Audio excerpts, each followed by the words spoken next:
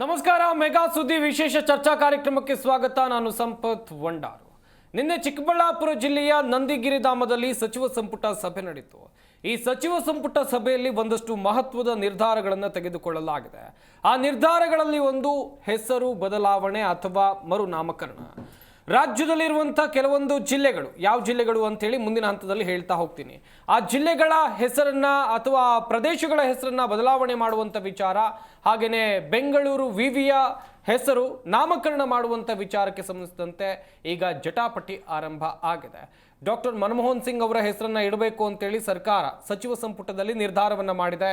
ಹಾಗೆಯೇ ಪರವಿರೋಧ ಚರ್ಚೆಗಳು ಕೂಡ ಈಗ ಆರಂಭ ಆಗಿದೆ. ಇದೇ ವಿಚಾರದ ಕುರಿತು ಮಾಹಿತಿಯನ್ನು ಕೊಡ್ತಾ ಹೋಗ್ತೀವಿ. ಇದೇ ನಮ್ಮ ಚರ್ಚಾ ವಿಷಯ, ಮರುನಾಮಕರಣ ಏನಿದರ ಮರ್ಮ.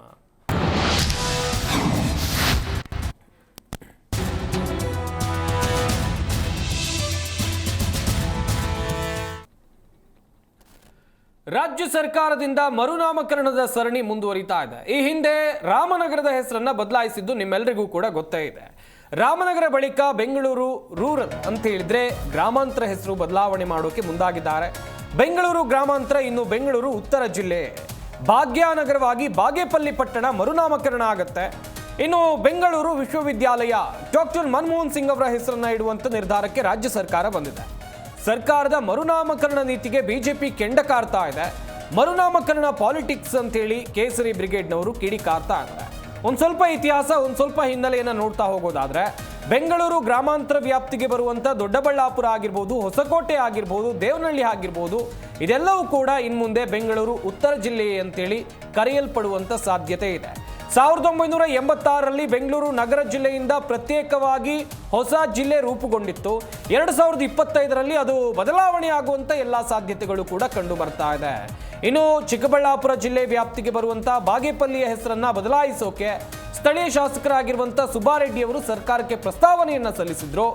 ಹಾಗೆಯೇ ಬಾಗೇಪಲ್ಲಿ ಹೆಸರು ಇನ್ಮುಂದೆ ಭಾಗ್ಯನಗರ ಅಂತೇಳಿ ಬದಲಾವಣೆ ಮಾಡುವಂಥ ಸಾಧ್ಯತೆ ದಟ್ಟವಾಗಿ ಕಂಡು ಬರ್ತಾ ಇದೆ. 2007ರಲ್ಲಿ ಬೆಂಗಳೂರು ಗ್ರಾಮಾಂತರ ಜಿಲ್ಲೆಯನ್ನ ವಿಭಜಿಸಿ ರಾಮನಗರ ಜಿಲ್ಲೆ ಅಂತೇಳಿ ಮಾಡಲಾಗಿತ್ತು. ರಾಮನಗರ, ಚನ್ನಪಟ್ಟಣ, ಮಾಗಡಿ, ಕನಕಪುರ, ಹಾರೋಹಳ್ಳಿ ಭಾಗ ಇದರ ವ್ಯಾಪ್ತಿಯಲ್ಲಿ ಬಂದಿತ್ತು. ರಾಮನಗರ ಹೆಸರನ್ನು ಕೂಡ ಕೆಲ ದಿನಗಳ ಹಿಂದೆ ಬದಲಾವಣೆ ಮಾಡಲಾಗಿದೆ. ಅದು ಬೆಂಗಳೂರು ದಕ್ಷಿಣ ಜಿಲ್ಲೆ ಅಂತೇಳಿ. ಈಗ ಸರತಿ ಅಂತ ಹೇಳಿದ್ರೆ ಅದು ಬಾಗೇಪಲ್ಲಿಯದ್ದು, ಭಾಗ್ಯನಗರ ಅಂತೇಳಿ ಕನ್ನಡಿಗರು ಖುಷಿ ಪಡ್ತಾರೆ. ಯಾಕಂತ ಹೇಳಿದ್ರೆ ಒಂದು ಕರ್ನಾಟಕದ ಜಿಲ್ಲೆಯಲ್ಲಿರುವಂಥ ಒಂದು ಜಾಗಕ್ಕೆ ಯಾಕೆ ನಾವು ತೆಲುಗು ಹೆಸರಲ್ಲಿ ಕರಿಬೇಕು? ತೆಲುಗು ಮಾತಾಡುವವರ ಪ್ರಭಾವ ಇರಬಹುದು, ಆದರೆ ಅದು ನಮ್ಮ ನಾಡಿನ ಒಂದು ಜಾಗ, ನಮ್ಮ ನಾಡಿನ ಒಂದು ಪ್ರದೇಶ, ಅದಕ್ಕೆ ನಮ್ಮದೇ ಆದ ಹೆಸರಿನಲ್ಲಿ ಕರೆಯೋಣ ಅಂತೇಳಿ ಅಲ್ಲಿನ ಸ್ಥಳೀಯ ಶಾಸಕರು ಕೂಡ ಮನವಿಯನ್ನು ಮಾಡಿದ್ರು. ಅಲ್ಲಿ ಮನೆ ಮಂದಿಯೆಲ್ಲ ಮಾತಾಡುವಂಥದ್ದು ತೆಲುಗು ಭಾಷೆ ಆದರೂ ಕೂಡ ಅಲ್ಲಿನ ಆಡಳಿತ ಭಾಷೆ ಕನ್ನಡ. ಪ್ರತಿಯೊಂದು ಶಾಲೆಗೆ ಹೋಗಿ, ಕೋರ್ಟ್ಗೆ ಹೋಗಿ, ಅಥವಾ ಸರ್ಕಾರಿ ಕಚೇರಿಗೆ ಹೋಗಿ, ಬ್ಯಾಂಕು ಇತ್ಯಾದಿ ಎಲ್ಲೂ ನೀವು ಕಣ್ಣಾಯಿಸಿದ್ರು ಕನ್ನಡದ ನಾಮಫಲಕವೇ ಕಾಣೋದು. ಶಾಲೆಯಲ್ಲೂ ಕೂಡ ವಿದ್ಯಾರ್ಥಿಗಳು ಕನ್ನಡವನ್ನೇ ಕಲಿಯೋದು. ಅಲ್ಲಿನವರ ಆಡು ಭಾಷೆ, ಅಲ್ಲಿನವರ ಭಾಷೆ ತೆಲುಗು ಆಗಿದ್ರು ಕೂಡ. ಒಂದು ಕಡೆಯಲ್ಲಿ ನಾನು ಬಾಗೇಪಲ್ಲಿ ವಿಚಾರ ಹೇಳ್ತಾ ಇದ್ದೆ, ಇನ್ನೊಂದು ಕಡೆಯಲ್ಲಿ ಬೆಂಗಳೂರು ಗ್ರಾಮಾಂತರ ಅಂತ ಹೇಳಿದ್ರೆ ಬೆಂಗಳೂರು ರೂರಲ್ನ ವಿಚಾರವನ್ನು ಹೇಳ್ತಾ ಇದ್ದೆ. ಇತ್ತ ನೋಡ್ತಾ ಹೋಗೋದಾದ್ರೆ ಬೆಂಗಳೂರು ವಿಶ್ವವಿದ್ಯಾಲಯ, ಇದಕ್ಕೆ ಡಾಕ್ಟರ್ ಮನಮೋಹನ್ ಸಿಂಗ್ ಅವರ ಹೆಸರು ಇಡುವಂಥ ನಿರ್ಧಾರಕ್ಕೆ ಸರ್ಕಾರ ಬಂದಿರೋದು. ಮಾಜಿ ಪ್ರಧಾನಿಗಳು, ದೇಶದ ಆರ್ಥಿಕ ತಜ್ಞರು ಉತ್ತಮವಾದಂಥ ಸಾಧನೆ ಮಾಡಿದ್ದಾರೆ. ಅವರ ಸಾಧನೆಯನ್ನು ಇಲ್ಲಿ ಅಲ್ಲಗಳೆಯುವಂತಿಲ್ಲ. ನಿಜಕ್ಕೂ ಕೂಡ ಸಾಧನೆಗೆ ಏನು ಅವರ ಸಾಧನೆಗೆ ಇರುವಂಥ ಗೌರವವನ್ನು ಕನ್ನಡಿಗರು ಖಂಡಿತವಾಗ್ಲೂ ಕೊಡ್ತಾರೆ. ದೇಶದ ಆರ್ಥಿಕ ತಜ್ಞ ಅಂತ ಕರೆಸಿಕೊಳ್ಳುತ್ತಾರೆ ಡಾಕ್ಟರ್ ಮನಮೋಹನ್ ಸಿಂಗ್.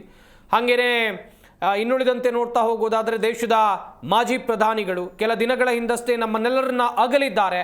ಅವರ ಹೆಸರನ್ನ ಬೆಂಗಳೂರು ವಿಶ್ವವಿದ್ಯಾನಿಲಯಕ್ಕೆ ಇಡುವಂಥ ನಿರ್ಧಾರ ಸರಿಯಲ್ಲ ಅಂತೇಳಿ ಒಂದಷ್ಟು ಜನ ತಮ್ಮ ಅಭಿಪ್ರಾಯವನ್ನು ವ್ಯಕ್ತಪಡಿಸ್ತಾ ಇದ್ದಾರೆ. ಕಾರಣ ಅಂತ ಹೇಳಿದ್ರೆ ನಮ್ಮ ಕರುನಾಡಿನಲ್ಲಿ, ನಮ್ಮ ಕರ್ನಾಟಕದಲ್ಲಿ ಅದೆಷ್ಟೋ ಸಾಧಕರಿದ್ದಾರೆ, ಅದೆಷ್ಟೋ ಕವಿಗಳಿದ್ದಾರೆ, ಅದೆಷ್ಟೋ ಬರಹಗಾರರಿದ್ದಾರೆ, ಅದೆಷ್ಟೋ ತಜ್ಞರಿದ್ದಾರೆ. ಅವರ ಹೆಸರುಗಳನ್ನು ಇಡಬಹುದಲ್ವಾ ಅಂತೇಳಿ ಒಂದಷ್ಟು ಪ್ರಶ್ನೆಗಳನ್ನು ಕೂಡ ಸರ್ಕಾರದ ಮುಂದಿಟ್ಟಿದ್ದಾರೆ. ಒಟ್ಟಿನಲ್ಲಿ ಸಚಿವ ಸಂಪುಟ ಸಭೆಯಲ್ಲಿ ನಿರ್ಧಾರಕ್ಕೆ ಬರಲಾಗಿದೆ. ಕಾದ್ ನೋಡಬೇಕು. ಸಾಧ್ಯತೆಗಳು ಹೆಚ್ಚಾಗಿವೆ. ಸರ್ಕಾರದ ನಿರ್ಧಾರ ಅಂತಿಮ ಆಗುತ್ತಾ, ಪರವಿರೋಧ ಚರ್ಚೆಗಳು ಯಾವ ರೀತಿಯಾಗಿ ಸಾಗುತ್ತೆ ಅನ್ನುವುದನ್ನು ಕೂಡ ಕಾದ್ ನೋಡಬೇಕಾಗಿದೆ.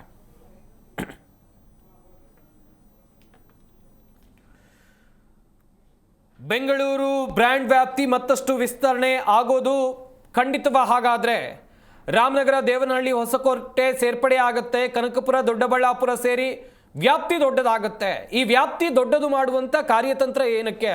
ಒಂದಷ್ಟು ಮಂದಿ ಹೇಳ್ತಾರೆ ಬೆಂಗಳೂರು ದೊಡ್ಡದಾದಂತೆ ಇಲ್ಲಿ ರಿಯಲ್ ಎಸ್ಟೇಟ್ ಮಾಫಿಯಾಗಳು ದೊಡ್ಡದಾಗುತ್ತೆ ಅಂತೇಳಿ.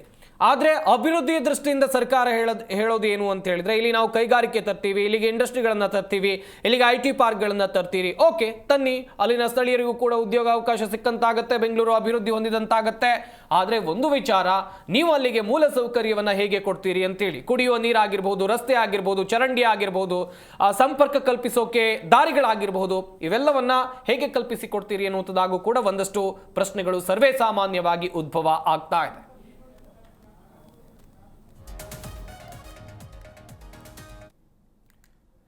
ಸರ್ಕಾರ ಯಾವುದೇ ಒಂದು ಹೊಸ ನಿರ್ಧಾರಕ್ಕೆ ಬಂದಂತ ಸಂದರ್ಭದಲ್ಲಿ ಪರ ವಿರೋಧ ಚರ್ಚೆಗಳಾಗೋದು ಸಾಮಾನ್ಯ. ಚಿಕ್ಕಬಳ್ಳಾಪುರ ಜಿಲ್ಲೆಯ ನಂದಿಗಿರಿಧಾಮದಲ್ಲಿ ನಿನ್ನೆ ಸಚಿವ ಸಂಪುಟ ಸಭೆ ನಡೆಯಿತು. ಆ ಸಂಪುಟ ಸಭೆಯಲ್ಲಿ ಬಂದಿರುವಂತಹ ನಿರ್ಧಾರಗಳ ವಿಚಾರವಾಗಿ ನಾನು ಹೇಳ್ತಾ ಇದ್ದೆ. ಈ ನಿರ್ಧಾರಗಳ ವಿಚಾರವಾಗಿಯೂ ಕೂಡ ಈಗ ಚರ್ಚೆಗಳ ಆರಂಭ ಆಗಿದೆ. ಸರ್ಕಾರ ತೆಗೆದುಕೊಂಡಿರುವಂತ ಈ ಕ್ರಮಗಳಿವೆಯಲ್ಲ, ಇದು ಸರಿಯಾಗಿದೆಯಾ, ತಪ್ಪಾಗಿದೆಯಾ, ತಿದ್ದಿಕೊಳ್ಳೋಕೆ ಅವಕಾಶ ಇದೆಯಾ? ಚರ್ಚೆಯನ್ನು ಮಾಡ್ತಾ ಹೋಗೋಣ. ಸ್ಟುಡಿಯೋದಲ್ಲಿ ಕೂಡ ನಮ್ಮ ಅತಿಥಿಗಳು ಜಾಯ್ನ್ ಆಗಿದ್ದಾರೆ. ಮೊದಲನೇದಾಗಿ ಡಾಕ್ಟರ್ ವಾಸುದೇವ್ ಕಶ್ಯಪ್, ರಾಜಕೀಯ ವಿಶ್ಲೇಷಕರು ನಮ್ಮ ಈ ಕಾರ್ಯಕ್ರಮದಲ್ಲಿದ್ದಾರೆ. ನಮಸ್ಕಾರ, ಕಾರ್ಯಕ್ರಮಕ್ಕೆ ಸ್ವಾಗತ. ಹಾಗೆಯೇ DS ರಾಮಲಿಂಗೇಗೌಡರು, ಸಾಮಾಜಿಕ ಹೋರಾಟಗಾರರು ಕೂಡ ನಮ್ಮ ಈ ಕಾರ್ಯಕ್ರಮದಲ್ಲಿದ್ದಾರೆ. ನಮಸ್ಕಾರ, ಕಾರ್ಯಕ್ರಮಕ್ಕೆ ಸ್ವಾಗತ. ರಾಮಲಿಂಗೇಗೌಡ್ರೆ, ಗಮನಿಸ್ತಾ ಇದ್ರಿ ಸರ್ಕಾರದ ಒಂದಷ್ಟು ನಿರ್ಧಾರಗಳು. ನಿನ್ನೆ ತಾನೇ ಸಚಿವ ಸಂಪುಟ ಸಭೆ ಮಾಡಿದ್ರು. ಆದರೆ ಈ ಹೆಸರು ಅದಲು ಬದಲು ಅಥವಾ ಮರುನಾಮಕರಣ ಈ ವಿಚಾರವಾಗಿ ಸರ್ಕಾರ ತೆಗೆದುಕೊಂಡಂತ ನಿರ್ಧಾರ, ಸಚಿವ ಸಂಪುಟ ಅದಕ್ಕೆ ಅಸ್ತು ಅಂತ ಹೇಳಿರೋದು, ನಿಮ್ಮ ಅಭಿಪ್ರಾಯ ಏನು? ಕಾಂಗ್ರೆಸ್ ಸರ್ಕಾರದಲ್ಲಿ ಹಾಗೂ ಇತರೆ ಸರ್ಕಾರಗಳು ಇತರ ಪಕ್ಷಗಳ ಸರ್ಕಾರ ರಚನೆಯಾದಂಥ ಸಂದರ್ಭದಲ್ಲಿ ಏಕಮುಖ ನಿರ್ಧಾರಗಳು ಮತ್ತು ಹಿಟ್ಲರ್ ಆಡಳಿತಗಳು ಆ ಕಾಲಕ್ಕೆ ಇದು ಆಗ್ತಾನೆ ಇರ್ತದೆ. ಈಗ ರಾಮನಗರ ಜಿಲ್ಲೆಯನ್ನು ತಗೊಂಡು ಬಂದು ಬೆಂಗಳೂರು ಸೌತ್ ಮಾಡಿದ್ದು ತುಂಬ ಅದು ಒಂಥರ ಅದು ಹೇಳಕ್ಕೆ ಸಾಧ್ಯ ಇಲ್ಲ. ಹಾಗಾಗಿ ಅಲ್ಲಿನ ಸೊಗಡನ್ನು ಹಾಳು ಮಾಡುವಂಥ ನಿಟ್ಟಿನಲ್ಲಿ ಇವರು ಅದನ್ನು ಮಾಡಾಗಿದೆ. ಈಗ ಹಳ್ಳಿ ಜನಾಂಗದ ಒಂದು ಆ ಕಲೆಯನ್ನು ಕೊಲೆ ಮಾಡೋ ನಿಟ್ಟಿನಲ್ಲಿ ಇವರೀಗ ತಗೊಂಡು ಬಂದು ಬೆಂಗಳೂರು ನಗರ ಜಿಲ್ಲೆ, ಉತ್ತರ ಜಿಲ್ಲೆಯಿಂದ ಮಾಡ್ತಾರೆ. ಇದು ನಿಜಕ್ಕೂ ಹಾಸ್ಯಾಸ್ಪದ ಅನ್ನೋದು ನನ್ನ ವಾದ. ಹಾಸ್ಯಾಸ್ಪದವಾಗಿದೆ ಇದು ಹಾಸ್ಯಾಸ್ಪದ 100%. ಇನ್ನು ಬಾಗೇಪಲ್ಲಿ ಹೆಸರು ಭಾಗ್ಯನಗರ ಅಂತ ಹೇಳೋದು ಅದು ಸಂತೋಷ ಇದೆ. ಯಾಕೆಂದ್ರೆ ನಮ್ಮ ರಾಜ್ಯದಲ್ಲಿರುವಂತಹ ಜಿಲ್ಲೆ ಯಾವಾಗಲೂ ಆಗಬೇಕಾಗಿತ್ತು, ಆದರೆ ಈಗಲಾದ್ರೂ ಆಗ್ತಿದೆಯಲ್ಲ ಅನ್ನೋದು ಅದಕ್ಕೆ ಸಂತೋಷ ಇದೆ. ಅದು ಅಲ್ಲಿ ಆಡಳಿತ ಭಾಷೆ ಯಾವುದೇ ಇರ್ಬೋದು, ಅಲ್ಲಿ ಆಡಳಿತ ಭಾಷೆ ಕನ್ನಡ, ಆದ್ರೆ ಅಲ್ಲಿನ ಜನ ಮಾತಾಡೋದು ತೆಲುಗು. ಹಾಗಾಗಿ ಎಲ್ಲವೂ ನೀವು ಹೇಳ್ದಂಗೆ ಎಲ್ಲವೂ ಕನ್ನಡ ಭಾಷೆಯಲ್ಲಿ ಇರುವಂಥದ್ದು, ಮತ್ತೆ ನಮ್ಮ ಕರ್ನಾಟಕದ ಅದು ಆಸ್ತಿ ಅದು. ಹಾಗಾಗಿ ನಮ್ಮ ಇವತ್ತು ಭಾಗ್ಯನಗರ ಅಂತ ಮಾಡಿರೋದು ನಿಜಕ್ಕೂ ಖುಷಿ ಇದೆ. ಆದ್ರೆ ಆ ಭಾಗ್ಯನಗರ ಬಂದು ಆ ಭಾಗ್ಯ ಯಾರಿಗೆ ಸಿಗುತ್ತೆ ಅನ್ನೋದು ಮುಂದಿನ ದಿನಗಳಲ್ಲಿ ನೋಡ್ತಾ ಹೋಗ್ಬೇಕಾಗತ್ತೆ. ಎಸ್, ಯಾವುದೇ ರಾಜಕೀಯ ಹಿತಾಸಕ್ತಿ ಇದರ ಅಡಿಯಲ್ಲಿ ಸರ್ಕಾರ ತೆಗೆದುಕೊಳ್ಳುವಂತ ನಿರ್ಧಾರಗಳ ವಿಚಾರವಾಗೂ ಕೂಡ ಚರ್ಚೆ ಮಾಡಲೇಬೇಕಾಗತ್ತೆ. ಡಾಕ್ಟರ್ ವಾಸುದೇವ್ ಕಶ್ಯಪ್ ಅವ್ರನ್ನ ಮಾತನಾಡಿಸ್ತಾ ಹೋಗೋಣ. ಸರ್, ಈಗ ಗಮನಿಸಿದ್ರಿ ಸರ್ಕಾರ ಒಂದಷ್ಟು ನಿರ್ಧಾರಗಳನ್ನು ತೆಗೆದುಕೊಂಡಿದೆ. ಅದು ಹೆಸರು ಬದಲಾವಣೆ ಆಗಿರಬಹುದು, ಹೆಸರು ಇಡೋದಾಗಿರ್ಬೋದು, ಮರುನಾಮಕರಣ ಆಗಿರ್ಬೋದು. ಏನ್ ಅನ್ಸುತ್ತೆ ಸರ್ ಇದನ್ನೆಲ್ಲ ನೋಡ್ತಾ ಇದ್ರೆ ನಿಮ್ಗೆ? ಸರ್, ಇದು ನಾಮಕರಣದ ಕಾರ್ಯಕ್ರಮ ಅಲ್ಲ ಸರ್. ಇದು ಎಲ್ಲೋ ಒಂದು ಕಡೆ ಹೆಸರು ಚೇಂಜ್ ಮಾಡೋದು, ನಾಮಕರಣ ಮಾಡೋದು, ಇರೋ ಹೆಸರು ಉದಾಹರಣೆಗೆ ಹುಟ್ಟೆಸರು ಬೇರೆ ಇರುತ್ತೆ, ಕರೆಯೋ ಜನ್ಮನಾಮ, ಕರ್ಮನಾಮ, ಧರ್ಮನಾಮ ಅಂತಾರೆ. ಹುಟ್ಟು ಹೆಸರು ಏನೋ ಇಟ್ಟಿರ್ತಾರೆ ಮಗುಗೆ, ಆಸ್ಪದ ಜಾತಕ ಏನೋ ಒಂದು ಇಟ್ಟಿರ್ತಾರೆ. ಕರಿಯೋ ಹೆಸರು ಬೇರೆ ಥರ ಆಗ್ಬಿಡ್ತದೆ. ಅದರಿಂದ ವ್ಯಕ್ತಿತ್ವದ ಬದಲಾವಣೆ, ಅದರಿಂದ ಒಂದು ಪರ್ಸನಾಲಿಟಿ ಬದಲಾವಣೆ ಆಗೋದಿದೆಯಲ್ಲ, ಅದೊಂಥರ ಡ್ರೀಮ್ಸ್ಕೇಪ್ ಅದು. ಅದು ಸರಿಯಾದ ಉತ್ತರ ನಿಮ್ಗೆ ಸಿಗೋದೇ ಇಲ್ಲ. ಓಕೆ, ಇಲ್ಲಿ ಬರೋಣ. ಈಗ ಸಾಧಕ ಬಾಧಕಗಳೇನು? ನಮ್ಮ ಮಹಾನಗರ ಪಾಲಿಕೆ ಬೆಂಗಳೂರು ನಗರದಲ್ಲಿ, ವಿಶೇಷ ಬೆಂಗಳೂರು ನಗರ ಏನಿತ್ತು ಒಂದು ಕಾಲದಲ್ಲಿ, ಇವತ್ತಿಂದೇ ಅಲ್ಲ, ಆ ಸಮಕಾಲದಲ್ಲೂ ಕೂಡ ಬ್ರಿಟಿಷ್ ಕಾಲೋನಿ ಕೇಸ್ ಇದ್ದಾಗಲೂ ಕೂಡ ಅಥವಾ ಬೇರೆ ಬೇರೆ ಅತಿಕ್ರಮಣ ಆತಗಳು ಕೂಡ ಬೆಂಗಳೂರು ಅದರದ್ದೇ ಸ್ಥಾನಮಾನ ಇತ್ತು. 1949ಗೆ ಹೋದಾಗ ಅವಾಗ ಬರೀ ಬೆಂಗಳೂರು ಒಂದು ಸಣ್ಣದಾದ ಒಂದು ಜಾಗ ಇತ್ತು. ಕೇವಲ ಸಣ್ಣದು ಒಂದು ಲಕ್ಷ ಜನ ಚಿಲ್ಲರೆ ಇರತಕ್ಕಂಥದ್ದು. ತದನಂತರ BCC ಆಯಿತು, BBMP ಆಯಿತು, ಬೃಹತ್ ಬೆಂಗಳೂರು ಮಹಾನಗರ ಪಾಲಿಕೆ ಆಯಿತು. ಈಗ ಗ್ರೇಟರ್ ಬೆಂಗಳೂರು ಅಂತ ಏನಿಟ್ಟಿದ್ದಾರೆ. ಗ್ರೇಟರ್ ಬೆಂಗಳೂರು 2025ಗೆ ಆ ಕಾಲಘಟ್ಟದಿಂದ ಹಿಡಿದು ಈ ಕಾಲಘಟ್ಟ ತನಕ ಕೂಡ ಒಂದು ಹಂತವಾಗಿ ಒಂದು ಬಂತು. ಪ್ರಶ್ನೆ ಇಲ್ಲಿ ಏನಂತಂದರೆ, ಯಾರು ನಮ್ಮನ್ನು ಆಳಿದ್ರು, ಯಾವ ಪಕ್ಷ ಆಳ್ತು, ಯಾರಿಂದ ಆಯಿತು ಅನ್ನೋದಕ್ಕಿಂತ ಹೆಚ್ಚಾಗಿ ನಮ್ಮ ಬೆಂಗಳೂರು ಏನಾಗಬೇಕಾಗಿತ್ತು, ಏನಾಗ್ತಾ ಇದೆ. ಖಂಡಿತ ಸರ್, ಏನಾಗಬೇಕಾಗಿತ್ತು, ಏನಾಗ್ತಾ ಇದೆ.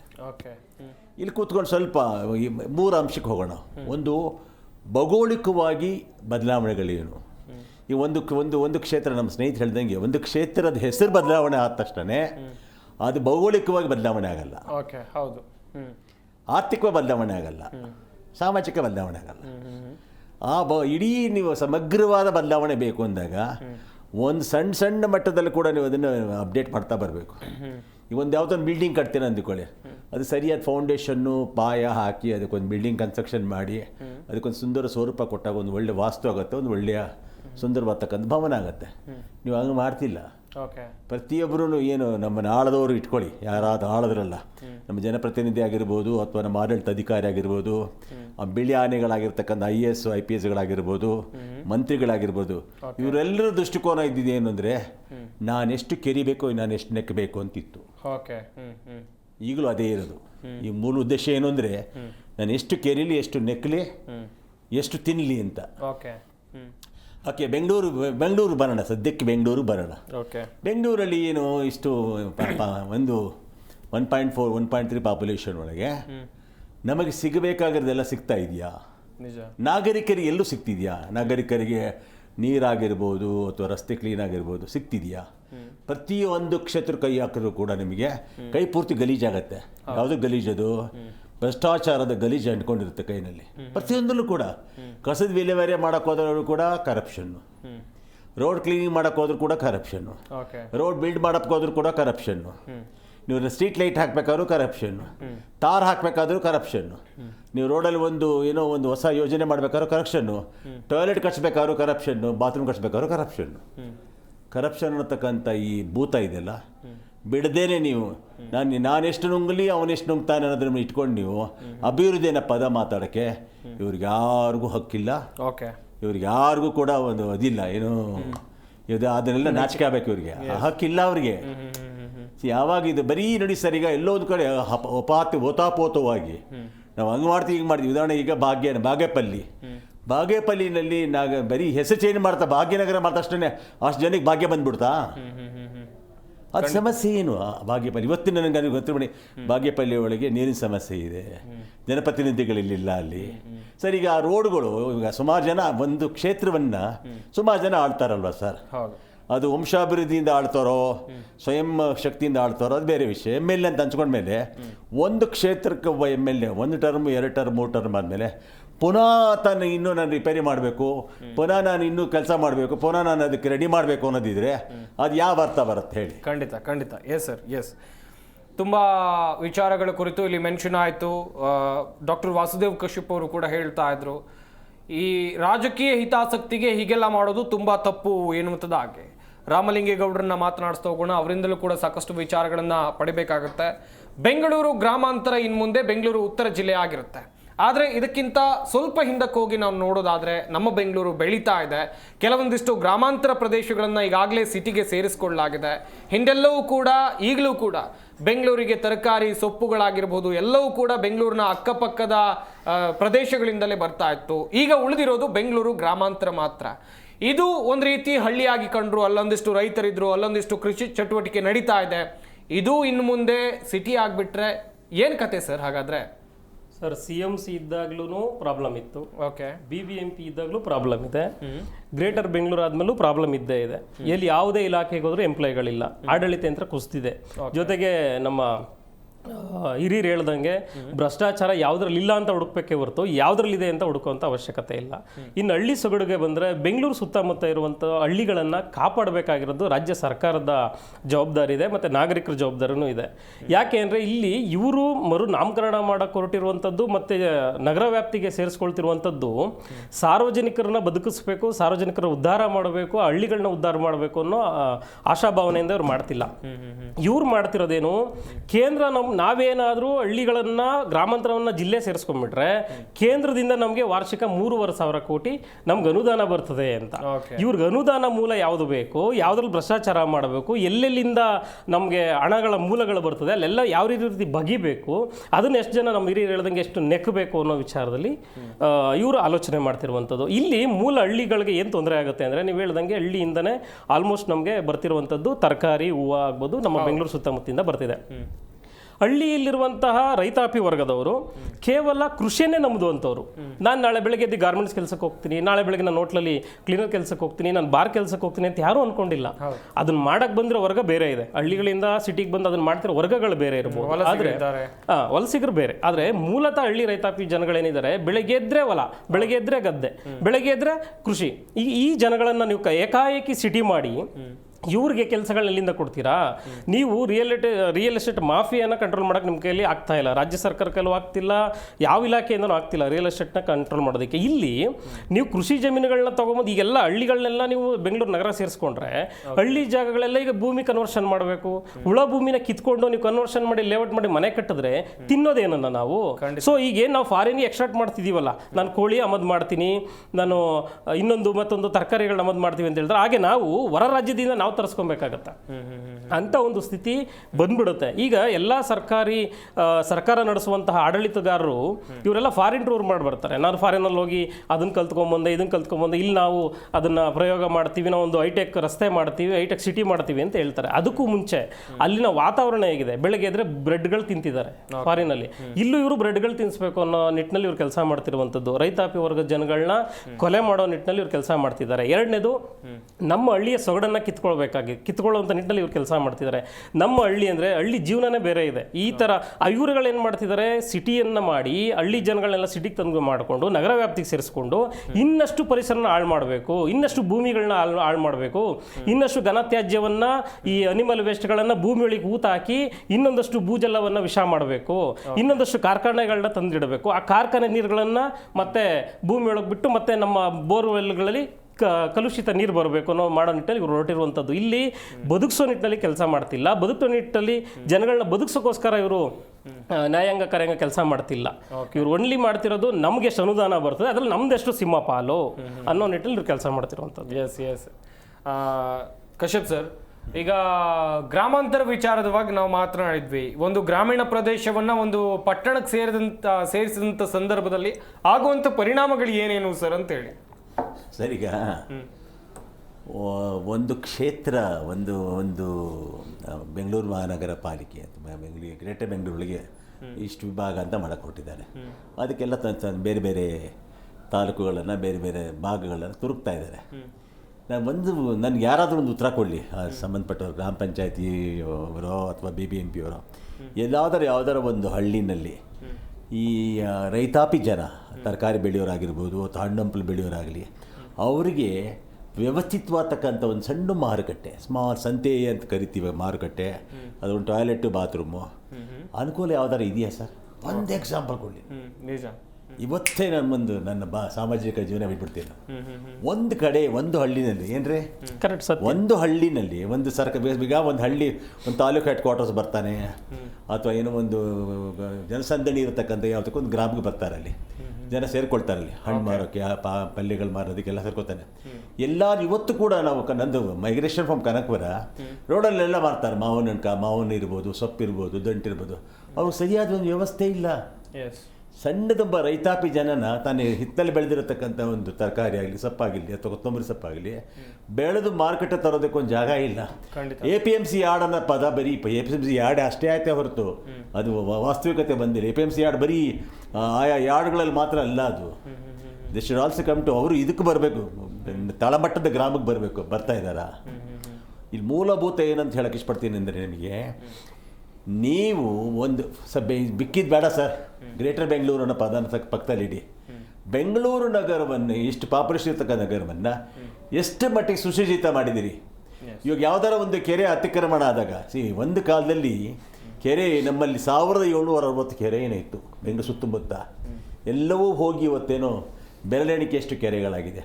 ಹಾಗಾದರೆ ಆ ರಾಜಕಾಲುವೆಗಳನ್ನು ಅತಿಕ್ರಮಣ ಮಾಡಿದ್ದು ಯಾರು? ಓಕೆ, ಆ ಅತಿಕ್ರಮಣ ಮಾಡೋದ್ರಿಂದ ಏನಾಯಿತು?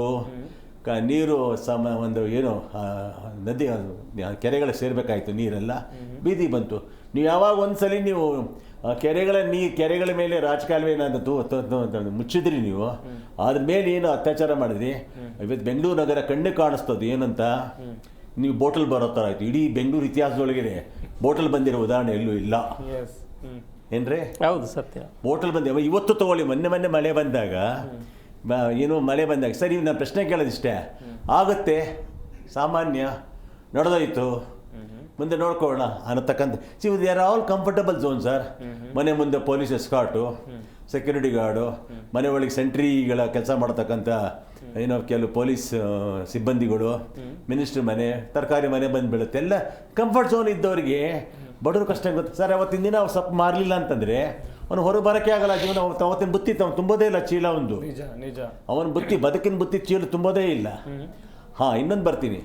ಮೊದಲು ಒಂದು ಕಾಲದಲ್ಲಿ ನಿಮಗೆ 500 ರೂಪಾಯಿ ಕೊಟ್ಟರೆ 1000 ರೂಪಾಯಿ ಕೊಟ್ಟರೆ ಒಂದು ಸೈಡ್ ಬರೋದು. ನಾವಿರೋದು ಬ್ಯಾಂಕ್ ಕಾಲೋನಿ, ಶ್ರೀನಿವಾಸ ನಗರ ಆ ಕಡೆ. ಒಂದು 20-25 ವರ್ಷ ಹಿಂದೆ ಹೋದಾಗ 500 ರೂಪಾಯಿ ಕೊಟ್ಟರೆ ನಿಮ್ಮೊಂದು ಸೈಟ್ ಬರೋದಲ್ಲಿ. ಓಕೆ. ಇವತ್ತು 3 ಕೋಟಿ ಸರ್. 3 ಕೋಟಿ ಎಲ್ಲಿದೆ ಹುಣಸೆ ಬೀಜನ? 3 ಕೋಟಿ ಇವತ್ತು. ನೀವಾಗೆಲ್ಲ ತಗಲಾಕೋತಾರಲ್ಲ, ತಗಲಾಕ ತಕ್ಷಣ ಏನು ಹೇಳ್ತಾರೆ ಅಂದರೆ ಇಮಿಡಿಯೇಟಾಗಿ ಇಡಿ ನಮ್ಮ ಮೇಲೆ ಶೂ ಬಿಟ್ಟಿದೆ ಆ ಪಕ್ಷ, ಇನ್ಕಮ್ ಟ್ಯಾಕ್ಸ್ ನಮ್ಮ ಮೇಲೆ ಶೂ ಬಿಟ್ಟಿದೆ ಆ ಪಕ್ಷ. ನೀವು ತಪ್ಪೇ ಮಾಡಿಲ್ಲ ಅಂತಂದರೆ ಶೂ ಹಾಕಿ ಬರ್ತಾರೆ, ಶೂ ಹಾಕಿ ಬಿಡ್ತಾರೆ. ನೀವು ತಪ್ಪೇ ಮಾಡಿಲ್ಲ ಅಂದ್ಕೊಳ್ಳಿ, ನೀವು ಇಲ್ಲವೇ ಇಲ್ಲ ಅಲಿಗೇಷನ್ ನಿಮ್ಮ ಮೇಲೆ ಅಂದ್ಕೊಳ್ಳಿ. ಇವ್ರದ್ದೇನು ಮೂಲ ಅಂತಂದರೆ ನಂದು ಇಷ್ಟ ಕಳಕಳಿ ಸಾಮಾಜಿಕವಾಗಿ ಏನಂತಂದರೆ, ಮೊದಲು ಬೆಂಗಳೂರು ನಗರವನ್ನು ಅಚ್ಚುಕಟ್ಟಾಗಿ ಮಾಡಿ, ಆ ಹೆಸರು ಬರಲಿ ಬೆಂಗಳೂರು ನಗರಕ್ಕೆ, ಮತ್ತೆ ವಾಪಸ್ ಬೆಂಗಳೂರು ಪುನರ್ಜನ್ಮ ಪಡೀಲಿ, ಸಕಲ ಸೌಲಭ್ಯ. ಸರಿ, ಈಗ ಭಾಳ ಜನ ಏನಾಗ್ತಾರೆ ಅಂದರೆ ನೋಡಿ, ಮೊನ್ನೆ ಯಾರೊಬ್ಬರು ಅದು ಗಿಮಿಕ್, ಅದು ಮೊನ್ನೆ ಯಾರೊಬ್ಬರು ನಮಗೆ ಅನುಕೂಲ ಇಲ್ಲ, ಭಾಷಾ ಸಮಸ್ಯೆಗಳಿವೆ, ಇದಾಯಿತು ಅದಾಯಿತು ಅಂತೇಳಿ ನಾನು ಅಲ್ಲೂ ಪುಣೆ ಹೋಗ್ತೀವಿ, ಮಹಾರಾಷ್ಟ್ರ ಹೋಗ್ತೀವಿ ಅಂತಾರೆ. ಹೋಗೋರೆಲ್ಲ ಹೋಗಲಿ. ಬೆಂಗಳೂರು ಮೂಲಭೂತ ಬೆಂಗಳೂರು ನಮ್ಮದೇ, ಬೆಂಗಳೂರು ನಮ್ಮದೇ. ಅದು ನೀವೆಲ್ಲ ಬಂದು ಮೈಗ್ರೇಟ್ ಮಾಡಿದವರು, ಅವ್ರ ಪಾಪ್ಯುಲೇಷನ್ ತಡೀತಿಲ್ಲ ಇಲ್ಲಿ. ಆ ಪಾಪ್ಯುಲೇಷನ್, ವಲಸಿಗರ ಪಾಪ್ಯುಲೇಷನ್ ಇದೆಯಲ್ಲ, ಇವತ್ತು ಬೆಂಗಳೂರು ಮೂಲ ನಿವಾಸಿಗಳಿಗಿಂತ ಹೆಚ್ಚಾಗಿ ಹೊರಗಿನ ವಲಸೆಗಳಿದಾರಲ್ಲ ಅವ್ರು ಜಾಸ್ತಿ ಆದರು.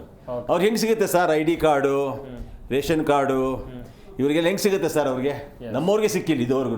ನಮ್ಮವ್ರು ಇವತ್ತು ಕೂಡ ಗ್ರೀನ್ ಕಾರ್ಡ್ ಸಿಗ್ತಿಲ್ಲ, ಆಸೆ ಕಾರ್ಡ್ ಸಿಗ್ತಿಲ್ಲ ಅಂತ ಹೇಳ್ತಾರೆ. ಇಲ್ಲಿ ಒಟ್ಟಾರೆ ಏನಂತಂದರೆ, ಈ ಹೆಸರುಗಳ ಮುಖಾಂತರ ನೀವು ಜನಗಳನ್ನ ಏನೋ ಮಣ್ಣೆರೆಸ್ರಿ.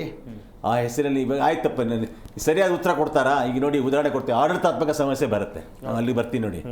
ಒಂದು ಸಲ ಏನಾದರೂ ಒಂದು ಗ್ರೇಟರ್ ಬೆಂಗಳೂರಿಗೆ ಒಂದು ಆಯಕಟ್ಟು ಜಾಗಕ್ಕೆ 7-8 ಜನ ಆಯುಕ್ತರು ಬರ್ತಾರೆ. ಗ್ರೇಟರ್ ಬೆಂಗಳೂರು ಆ್ಯಕ್ಟ್ ಪ್ರಕಾರ ಏನಂದರೆ, ಸ್ಥಳೀಯವಾಗಿರತಕ್ಕಂಥ ಸಂಘಟನೆಗಳಿಗೆ ಅವಕಾಶ ಇಲ್ಲ. ಕಸ ತೆಗಿಬೇಕಾದ್ರೂ ಬಜೆಟ್ ಮಾಡಬೇಕು ಅವರು, ಕಸ ಎತ್ತಬೇಕಾದ್ರೂ ಕೂಡ ಸ್ಯಾಂಕ್ಷನ್ ಮಾಡಬೇಕು ಅವರು. ಆಮೇಲೆ ಕಾರ್ಪೊರೇಟರ್ ಕೌನ್ಸಿಲರ್ಗಳಿಗೆಲ್ಲ ಪವರ್ ಕಿತ್ತೋಗ್ಬಿಟ್ರು. ಇವತ್ತು ಕೌನ್ಸಿಲರ್ ಮೇಲೆ ಆಲ್ ಇಂಡಿಯಾ ಲೆವೆಲಲ್ಲಿ, ಅವ್ರನ್ನ ಸ್ನೇಹಿತರು ಚೆನ್ನಾಗಿ ಹೇಳಿದ್ರು, ಆಲ್ ಇಂಡಿಯಾ ಲೆವೆಲಲ್ಲಿ ಜನಪ್ರತಿನಿಧಿಗಳಾಗಿದ್ದಾರೆ ಕೌನ್ಸಿಲರ್ಗಳು, ಅವ್ರ ಮೇಲಿಂದ ದುಡ್ಡು ಬರುತ್ತೆ, ಒಂದು ಅನುದಾನ ಅಂತ ಬರುತ್ತೆ. ಇವತ್ತು ಸುಮಾರು ವರ್ಷಗಳಾಯಿತು, ಎಷ್ಟು ವರ್ಷ ಆಯಿತು ಎಲೆಕ್ಷನ್ ಆಗಿ. ಈಗ ಏನು ಮಾಡ್ತಾರೆ, ಇದು ನೋಡ್ತಾ ಏನಾಯಿತು, ಮಾನಪಲಿ BBMP MLAಗಳ ಮಾನಪಲಿ ಆಯಿತು, ಲೋಕಸಭೆ ಮಾನಪಲಿ ಆಯಿತು. ಎಷ್ಟು ಫಂಡ್ ವಾಪಸ್ ಹೋಗಿದೆ ಸರ್? ಬೆಂಗಳೂರಿಗೆ ಬರಬೇಕಾಗಿರತಕ್ಕಂಥ ಹತ್ತತ್ರ ನನಗೆ ಗೊತ್ತಿರೋ ಮಟ್ಟಿಗೆ, ನನ್ನ ಸಣ್ಣ ಮಾಹಿತಿ ಇದೆ, 2700 ಕೋಟಿ ಏನು ವಾಪಸ್ ಹೊಟ್ಟೋಗಿದೆ.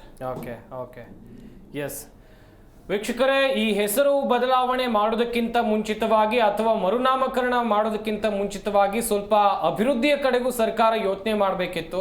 ಅಭಿವೃದ್ಧಿಯನ್ನೇ ಮಾಡದೆ ಈ ಹೆಸರು ಬದಲಾವಣೆ ಮಾಡುವಂಥ ನಿರ್ಧಾರ ಅಥವಾ ತಂತ್ರ ಇದೆಲ್ಲ ಯಾಕೆ ಎನ್ನುವುದಾಗೂ ಕೂಡ ಅಭಿಪ್ರಾಯಗಳು ವ್ಯಕ್ತವಾಗ್ತಾ ಇದೆ. ರಾಮಲಿಂಗೇಗೌಡರನ್ನ ಮಾತನಾಡಿಸ್ತಾ ಹೋಗೋಣ, ಅವರಿಂದಲೂ ಕೂಡ ಸಾಕಷ್ಟು ವಿಚಾರಗಳ ಕುರಿತು ಮಾಹಿತಿಯನ್ನು ಪಡಿಬೇಕಾಗುತ್ತೆ. ಸರ್, ಈಗ ಬಾಗೇಪಲ್ಲಿ ವಿಚಾರವಾಗಿ ಮಾತಾಡಿದ್ವಿ, ಬೆಂಗಳೂರು ಗ್ರಾಮಾಂತರ ವಿಚಾರವಾಗಿ ಮಾತಾಡಿದ್ವಿ, ಮುಖ್ಯವಾಗಿ ಬೆಂಗಳೂರು ವಿವಿ ವಿಚಾರಕ್ಕೆ ಬರೋಣ.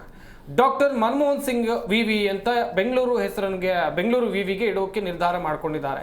ಮನಮೋಹನ್ ಸಿಂಗ್ ನಿಜಕ್ಕೂ ಕೂಡ ಸಾಧಕರು, ಆರ್ಥಿಕ ತಜ್ಞರು, ದೇಶದ ಮಾಜಿ ಪ್ರಧಾನಿಗಳು. ಅವರ ಸಾಧನೆ ಏನು ಕಮ್ಮಿ ಇಲ್ಲ. ಅದರ ಹೊರತಾಗಿ ಅದನ್ನು ಗೌರವಿಸ್ತಾ ನಮ್ಮ ರಾಜ್ಯದಲ್ಲೂ ಸಾಧಕರಿದ್ರಲ್ಲ ಸರ್, ಅವರ ಹೆಸರನ್ನ ಇಡ್ಬೋದಿತ್ತಲ್ಲ ಸರ್? ನಮ್ಮದು ಅದೇ ಪ್ರಶ್ನೆ. ಈಗ ಮನಮೋಹನ್ ಸಿಂಗ್ ಅಂತಹ ಧುರೀಣರನ್ನ ನಾವು ನೋಡಿದ್ದೀವಿ. ಮನಮೋಹನ್ ಸಿಂಗ್ರವ್ರ ವಿಚಾರವಾಗಿ ನಾವು ಮಾತಾಡೋಕ್ಕೂ ನನಗೆ ಅದಾಗೋದಿಲ್ಲ. ಯಾಕೆಂದರೆ ಅಂಥ ಮಹಾನ್ ವ್ಯಕ್ತಿ ನಮ್ಮ ರಾಜ್ಯದಲ್ಲಿ ಹುಟ್ಟಲಿಲ್ಲ ಅನ್ನೋದು ನಮ್ಮ ದುರ್ದೈವ. ಬಟ್ ಓಕೆ, ನಮ್ಮ ಭಾರತದ ಮಣ್ಣಲ್ಲಿ ಹುಟ್ಟಿದ್ದಾರೆ, ನಮಗೆ ಅದು ಆತ್ಮಸಂತೋಷ ಇದೆ. ಆದರೆ ನಮ್ಮ ರಾಜ್ಯದಲ್ಲಿ ಇನ್ನೂ ಬಹಳಷ್ಟು ನಾಯಕರುಗಳಾಗಿರ್ಬೋದು, ಹಿರಿಯ ರಾಜ್ಯ ವಂಶಸ್ಥರಿರ್ಬೋದು, ಅಂಥವರೆಲ್ಲ ಇಟ್ಕೊಂಡು ಕವಿಗಳಿರ್ಬೋದು, ಸಾಹಿತಿಗಳಿರ್ಬೋದು, ಸರ್ಕಾರಕ್ಕೆ, ನಮ್ಮ ನಾಡಿಗೆ ಅವ್ರದ್ದೇ ಆದಂಥ ಕೊಡುಗೆ ಕೊಟ್ಟಂಥ ನೂರಾರು ಜನಗಳು ನಮ್ಮ ಮಧ್ಯೆ ಇದ್ದಾರೆ. ಸೊ ಯಾಕೆ ಈಗ ಮನಮೋಹನ್ ಸಿಂಗ್ನವರು ಪ್ರತಿ ರಾಜ್ಯದಲ್ಲಿ ಆಯಾ ಬೇರೆ ಬೇರೆ ರಾಜ್ಯಗಳಲ್ಲಿ ಯಾವುದಾದ್ರೂ ಒಂದು ಹೆಸರು ಇಟ್ಟಿರ್ತಾರೆ, ಯಾವುದಾದ್ರೂ ಒಂದು ಜಾಗಗಳಿಗಾಗ್ಬೋದು, ಒಂದು ಕ್ರೀಡಾಂಗಣಕ್ಕೆ ಆಗ್ಬೋದು ಇಟ್ಟಿರ್ತಾರೆ. ಆದರೆ ಮೊದಲು ನಾವು ಪ್ರಾಮುಖ್ಯತೆ ಕೊಡಬೇಕಾಗಿರುವಂಥದ್ದು ನಮ್ಮ ರಾಜ್ಯದ ಮಣ್ಣಿನ ಹುಟ್ಟಿದಂತಹ ಒಂದು ಹಿರಿಯ ಸಾಧಕರಿಗೆ ನಾವು ಅದನ್ನು ಮನ್ನಣೆ ಕೊಡಬೇಕಾಗತ್ತೆ. ಯಾಕೆ ಇದು ಅನ್ನೋದು ಇದನ್ನು ನಾನು ಒಪ್ಪೋದಿಲ್ಲ. ಯಾಕೆಂದರೆ ಮನಮೋಹನ್ ಸಿಂಗ್ ಅವರು ಅವ್ರ ಬಗ್ಗೆ ಮಾತಾಡ್ತಿಲ್ಲ, ಅವ್ರ ಹೆಸರು ಇಡಬೇಕು ಆ್ಯಕ್ಚುಲಿ. ಆದರೆ ನಮ್ಮ ರಾಜ್ಯದಲ್ಲಿ ಇರುವಂತಹ ನೂರಾರು ಸಾಧಕರಿದ್ದಾರೆ, ಹಲವಾರು ಸಾಧಕರುಗಳಿವೆ, ಅವರ ಹೆಸರು ಇಡಲಿ ಅನ್ನೋದೇ ನಮ್ಮ ವಾದ ಇರುವಂಥದ್ದು. ನಮ್ಮ ರಾಜ್ಯದ ಸಾಧಕರ ಹೊರತಾಗಿ ಯಾಕೆ ಬೇರೆಯವರ ಹೆಸರನ್ನ ಇಡಬೇಕು ಎನ್ನುವಂಥ ಚರ್ಚೆಗಳು ಕೂಡ ಆರಂಭ ಆಗಿದೆ ಸದ್ಯಕ್ಕೆ. ಕಶ್ಯಪ್ ಸರ್, ಈ ಡಾಕ್ಟರ್ ಮನಮೋಹನ್ ಸಿಂಗ್ ಅವರ ಹೆಸರು ಇಡೋ ಹಿಂದೆ ಏನಾದರೂ ರಾಜಕೀಯ ಇರಬಹುದು ಸರ್? ಅವರ ಹೈಕಮಾಂಡನ್ನು ಮೆಚ್ಚಿಸೋಕೆ, ಅವರ ಮನವೊಲಿಸೋಕೆ ಮಾಜಿ ಪ್ರಧಾನಿಗಳ ಹೆಸರನ್ನ ಬೆಂಗಳೂರು ವಿವಿಗೆ ಇಡ್ತಾ ಇದ್ದಾರೆ, ಹೇಗೆ ಸರ್? ಸರ್, ಈಗ ರಾಷ್ಟ್ರವನ್ನು ಒಂದು ಕಾಲಘಟ್ಟದಲ್ಲಿ ಮುನ್ನಡೆಸಿದ ಮನಮೋಹನ್ ಸಿಂಗ್ ಅವ್ರ ಬಗ್ಗೆ ನಾವು ಯಾವುದೇ ಥರದ ಈಗ ಅವರಿಲ್ಲ ಈಗ. ಹೌದು ಹೌದು, ಖಂಡಿತ. ಸೊ ಅವ್ರು ಇಲ್ದಿರೋ ಕಾರಣ ಅವರ ಹುತಾತ್ಮರ ಆತ್ಮಕ್ಕೆ ನಾವೆಲ್ಲೂ ಕೂಡ ಘಾಸಿ ಮಾಡೋಕ್ಕೆ ಇಷ್ಟ ಇಲ್ಲ. ಅವರು ಹುತಾತ್ಮರಾದರೂ ಇದ್ದಾರೆ ಎಲ್ಲೋ ಒಂದು ಕಡೆ ತಮ್ಮ ಆತ್ಮ ವೀಕ್ಷಣೆ ಮಾಡೋದಕ್ಕೋಸ್ಕರ ಬಹುಶಃ ಎಲ್ಲೋ ನಮ್ಮನ್ನು ನೋಡ್ತಾ ಇರ್ತಾರೆ. ಆದರೆ ಅವರು ಎಕ್ಸ್ಪೆಕ್ಟ್ ಮಾಡಿದ್ದಲ್ಲ ಈ ಸರ್ಕಾರಗಳು. ಅವರು ಎಕ್ಸ್ಪೆಕ್ಟ್ ಮಾಡಿದ್ದೇನಂತಂದರೆ ಮನಮೋಹನ್ ಸಿಂಗ್ ಅವರು ಇದ್ದಾಗ ಕೆಲವು ಕಡೆ ಮುಕ್ತವಾಗತಕ್ಕಂಥ ರಾಜಕಾರಣದ ವ್ಯವಸ್ಥೆ ಮಾಡಿದ್ರು. ಮೌನಿಯಾಗಿದ್ದರು ಅವರು. ಕೆಲವು ವಿಷಯಗಳು ಬಂದಾಗ ಮೌನಿಯಾಗಿದ್ದರು, ಮೌನವಾಗಿ ಅದನ್ನು ತಮ್ಮ ಅಸಹಾಯಕತೆ ತೋರಿಸ್ಕೊಂಡ್ರು ಕೂಡ. ಇಲ್ಲಿ ಏನು ಮಾಡ್ತಿದ್ದಾರೆ ಈಗ ಅಂತಂದರೆ, ಜನಗಳ ಏನೋ ಈಗ ಸದ್ಯಕ್ಕೆ ಏನು ಯೂನಿವರ್ಸಿಟಿ ಅಂತ ಏನಿದೆ ಅದರದ್ದೇ ಆಗ್ತಕ್ಕಂಥ ಒಂದು ಹೆಸರಿದೆ. ಬೆಂಗಳೂರು ಯೂನಿವರ್ಸಿಟಿ, ಮೈಸೂರು ಯೂನಿವರ್ಸಿಟಿ ಹೆಸರಿದೆ ಸರ್. ಅದು ಇವತ್ತಿಂದಲ್ಲ, ಮಹಾರಾಜರ ಕಾಲದಿಂದ ಬಂದಿರತಕ್ಕಂಥ ಆ ಯೂನಿವರ್ಸಿಟಿನ ನೀವು ಜನಾಭಿಪ್ರಾಯ ಮಂಡನೆ ತಗೊಳ್ದೇನೆ ಅದು ಕನ್ಸೆಂಟ್ ಮಾಡ್ಕೊಳ್ಳಿ. ಈಗ ಆಯ್ತಪ್ಪ ನೀವು ಮಾಡಿದ್ರಿ, ವಾಟ್ ಈಸ್ ದಟ್ ಇವಾಗ ಕನ್ವೆ ಮಾಡೋದೇನು ನೀವು? ಮನಮೋಹನ್ ಸಿಂಗ್ ಯೂನಿವರ್ಸಿಟಿ ಅಂತ ಹೇಳಿ ಕನ್ವೆ ಮಾಡೋದೇನು? ಅಂದರೆ ಮನಮೋಹನ್ ಸಿಂಗ್ ಯೂನಿವರ್ಸಿಟಿ ಮೊದಲು ಅದನ್ನು ಮೇಲ್ದರ್ಜೆ ಮಾಡಿ ಯೂನಿವರ್ಸಿಟಿ ಮೇಲ್ದರ್ಜಿಸ್ಕೊಳ್ಳಿ. ಕೆಲವು ಯೂನಿವರ್ಸಿಟಿನಲ್ಲಿ ಜನಗಳೇ ಇಲ್ಲ, ಕುಲಪತಿನೇ ಇಲ್ಲ ಸರ್. Where are you? ಏನ್ರಿ ಗೌಡ್ರೆ, ಕುಲಪತಿಗಳಿಲ್ಲ, ಸ್ಟಾಫ್ಗಳಿಲ್ಲ, ಅನುದಾನ ಇಲ್ಲ. ಅದು ಬಿಟ್ಟು ನೀವು ಎಲ್ಲೋ ರೆಡಿಯಾಗಿರತಕ್ಕಂಥ ಒಂದು ಯೂನಿವರ್ಸಿಟಿಗೆ ನೀವು ನಾಮಕರಣ ಮಾಡೋದಿದೆಯಲ್ಲ, ನಾಮಕರಣ ಮನಮೋಹನ್ ಸಿಂಗ್ ನಾಮಕರಣ ಮಾಡಿದ್ರೆ ನಮ್ದು ಏನು ಆಕ್ಷೇಪಣೆ ಇಲ್ಲ. ನಾವು ಹೇಳಿದ್ನಲ್ಲ, ಅವರ ಆತ್ಮಕ್ಕೆ ನಾವು ಎಲ್ಲೂ ಕೂಡ ಸ್ಕ್ರಾಚ್ ಮಾಡೋಕೆ ಇಷ್ಟಪಡಲ್ಲ. ಆದರೆ ಯಾವ ಸಂದರ್ಭ, ಯಾವ ಸಾಲ, ಈಗೇನಾಗಿದೆ ಎಲ್ಲ ಕಡೆ ಮುತ್ಕೊಳ್ತಾ ಇದೆ. ಈಗ ಇಂದಿರಾ ಕ್ಯಾಂಟೀನ್ ಮಾಡಿದ್ರು. ನಾವು ಇಂದಿರಾ ಕ್ಯಾಂಟೀನ್ ಬಗ್ಗೆ ಯಾರೂ ಮುಚ್ಚರಂಗಿಲ್ಲ. ಯಾಕಂತಂದರೆ ಬಡ ಜನರಿಗೆ, ಬಡವರಿಗೆ, ಬಡ ಮಕ್ಕಳಿಗೆ ಬಡವರಿಗೋಸ್ಕರ ಮುಡುಪಾಗಿಟ್ಟಿರ್ತಕ್ಕಂಥ ಸಂಘಟನೆ ಅದೇನೋ ತಿಂದ್ಕೊಳ್ತಾರೆ ಇಲ್ಲಿ, ಆಯ್ತಲ್ಲ. ಆದರೆ ಇದೆಯಲ್ಲ, ಯಾವುದು ಇದು ಯೂನಿವರ್ಸಿಟಿ ಲೆವೆಲಲ್ಲಿ ಮಾಡ್ತಿದ್ದಾರಲ್ಲ, ಅದೆಲ್ಲ ಒಂದು ಕಡೆ ಎಲ್ಲೋ ಒಂದು ಕಡೆ ಇವರು ಅದೇನೋ ಪ್ಲಾಂಟಿಂಗ್ ಪ್ರೋಗ್ರಾಮ್ ಅಂತ ಕರಿತೀವಿ ನಾವು. ಎಲ್ಲೋ ಒಂದು ಕಡೆ ಪ್ಲಾಂಟಿಂಗ್ ಪ್ರೋಗ್ರಾಮ್ ಅದು ಇಟ್ಟರೆ ಏನ ಸರಿ ಇಡೋದೇ ವ್ಯತ್ಯಾಸನೂ ಆಗಲ್ಲ. ಓಕೆ, ಮಕ್ಕಳಿಗೆ ಏನಾದರೂ ಯೂನಿವರ್ಸಿಟಿ ಒಳಗೆ ಮಕ್ಕಳಿಗೆ ಏನಾದರೂ ಅದ್ರ ಬೆನಿಫಿಟ್ ಆಗುತ್ತಾ ಅನ್ನೋದೊಂದು ಏನಿಲ್ವೇ ಇಲ್ಲ. ಹೆಸರು ಚೇಂಜ್ ಮಾಡಿದ್ದಾರೆ ಅಷ್ಟೇ ಸರ್. ಬಟ್ಟೆ ಬದಲಾವಣೆ ಆಗೋದ್ರಿಂದ ಮಟ್ಟ ಬದಲಾಗತ್ತಾ ಸರ್? ಖಂಡಿತ. ಬಟ್ಟೆ ಬದಲಾಗೋದ್ರಿಂದ ಮಟ್ಟ ಚೇಂಜ್ ಆಗತ್ತಾ? ಖಂಡಿತ. ನಾನು ಚೇಂಜ್ ಆದೆ ಅಂತ ಇಟ್ಕೊಳ್ಳಿ, ನಾನು ಡ್ರೆಸ್ ಕೋಡ್ ಬೇರೆ ಇಟ್ಕೊಳ್ಬೋದು, ನನ್ನ ಒಳಗಿಂದ ಜಾಸ್ತಿ ಚೇಂಜ್ ಆಗತ್ತಾ? ಈಗ ಬಾಗೇಪಲ್ಲಿನ ಭಾಗ್ಯನಗರ ಮಾಡಿದ್ರು. ಆದರೆ ಅಲ್ಲಿ ರೈತರ ಬವಣೆ ಸರ್, ಅಲ್ಲೊಂದು APMC ಯಾರ್ಡಲ್ಲಿ ಅಷ್ಟೆಲ್ಲ ಮಾತಾಡ್ತಾರಲ್ಲ ಶಾಸಕರು, ಜನಪ್ರಿಯ ಶಾಸಕರಲ್ಲಿ ಇರೋರು. ಬಾಗೇಪಲ್ಲಿ ಸಂಬಂಧ ವಿಷಯದೊಳಗೆ ಬಂದಾಗ ಅಲ್ಲಿ ಏನಾದರೂ ಅಲ್ಲಿ ಸ್ಥಳೀಯರಿಗೆ ಅಥವಾ ರೈತಾಪಿ ಜನ ಸಿಗತಕ್ಕಂಥ ಅನುಕೂಲಗಳಿದೆಯಾ? ವೆಲ್ ಗಮನಿಸಿದ್ರೆ ವೀಕ್ಷಕರೇ, ಸಾಕಷ್ಟು ವಿಚಾರಗಳ ಕುರಿತು ನಾವು ಚರ್ಚೆಯನ್ನು ಮಾಡಿದ್ವಿ. ನಮ್ಮ ಈ ಚರ್ಚಾ ಕಾರ್ಯಕ್ರಮದಲ್ಲಿ ಭಾಗಿಯಾದಂಥ DS ರಾಮಲಿಂಗೇಗೌಡರು ಹಾಗೆಯೇ ಡಾಕ್ಟರ್ ವಾಸುದೇವ್ ಕಶ್ಯಪ್ ಇಬ್ಬರಿಗೂ ಕೂಡ ಧನ್ಯವಾದಗಳು. ಚರ್ಚೆಯಲ್ಲಿ ಭಾಗಿಯಾಗಿ ಸಾಕಷ್ಟು ಮಾಹಿತಿಯನ್ನು ಕೊಟ್ಟಿದ್ದಕ್ಕಾಗಿ. ಒಂದು ಕಡೆಯಲ್ಲಿ ಹೆಸರು ಬದಲಾವಣೆ ವಿಚಾರದಲ್ಲಿ ದೊಡ್ಡ ಮಟ್ಟದ ರಾಜಕೀಯ ಕೂಡ ಶುರುವಾಗಿದೆ.